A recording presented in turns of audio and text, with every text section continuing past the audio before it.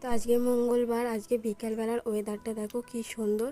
আজ বিকালবেলা একটু আগেই আমাদের এখানে বৃষ্টি হলো, ওই নামখানেক মনে হয়, মানে কী বলবো, ওই কয়েকক্ষণ হলো, 1 ঘন্টাও হয়নি বৃষ্টিটা হয়েছে, ওই 1-2 মিনিট হবে বৃষ্টিটা হয়েছে।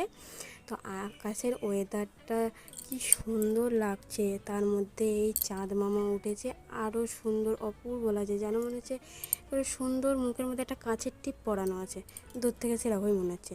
আর এই একজন মহান ব্যক্তিকে দেখো, যেই একটু জল জমে গেছে বৃষ্টি পড়ে, ব্যাস থাপাক থাপাক শুরু হয়ে গেছে জলের মধ্যে, জল নিয়ে পায়ে ছাপাক ছাপাক করেই যাচ্ছে। আর এইখানে একটা দড়ি পড়েছিল, দড়িটার মধ্যে জল পড়েছে, কেঁচোর মতন হয়ে গেছে, আর ও ভয় পেয়ে গেছে, ভেবেছে কেঁচো, ওই জন্য দৌড়ে দৌড়ে ওর পাপার কাছে যাচ্ছে, দিয়ে পাপাকে বলছে কেঁচো।